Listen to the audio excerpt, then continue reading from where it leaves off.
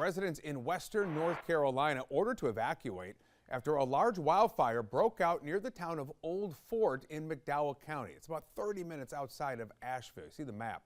Authorities say the fire started after a tree fell on a power line and is currently burning the area near Bat Cave Road.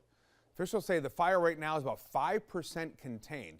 Strong winds allowed it to jump over the roadway, and boy, it just kept spreading from there. You see some pictures from the air. Here is a report from our sister station in the area. Fox Carolina crews are live out at the scene. Let's go ahead and send it on out now to our Grace Runkle, who's standing by live. Grace, you've been there for quite a while this afternoon.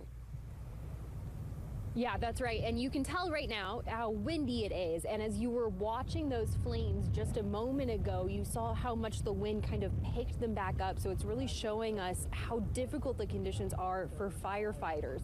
And if you look back over there, I mean, it's crazy to see these flames so close. And I don't know if you can hear it in the background.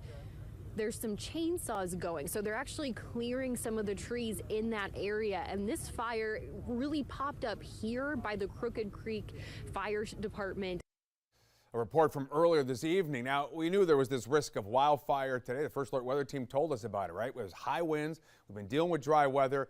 Other factors are involved. But let's hear more from our expert on all of this. Hey, Rachel, is the fire danger and wind speeds there, is that going to be a problem here throughout the night?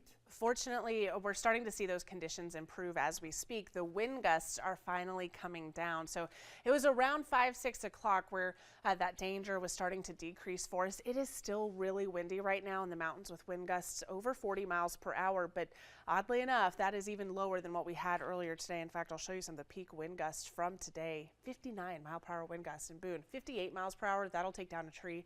That'll take down power lines. You get to 74 mile per hour wind gusts. That's hurricane force winds.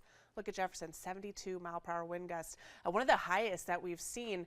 I'll zoom out just a little bit here and show you the region all the way up towards Pennsylvania. I mean, we've had anywhere from 50 to 60 mile per hour wind gusts, all with the same event that's allowing for such windy conditions across the area. Is there a way to explain why it was so windy today? Yeah, absolutely. So I'm going to show you guys a couple of things here. I'm going to show you isobars. We'll start there. What that is, those white lines. And we've talked about this on your side tonight before. I remember we had a really windy day. It was kind of closer to the start of last year. But those are lines of constant pressure. And so let me hide that, put that up towards the legend there. Okay, so we've got high pressure to our south and a low pressure system to our north and east. And what you're seeing are those lines of constant pressure.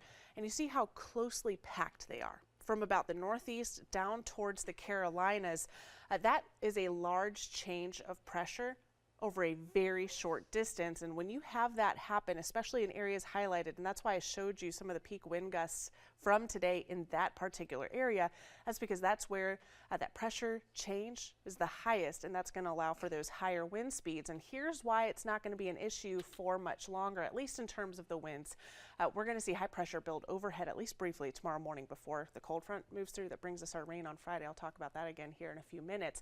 But notice where I've highlighted now in tan, you've got those white lines or your lines of constant pressure that have been spaced out. And what that shows me is we now have a very small change of pressure over a short distance. And so that's going to lower that wind speed. So certainly from the Carolinas up towards the north and eastern portions of the United States, you have those really tightly packed isobars leading to some really strong winds. We call that a tight pressure gradient.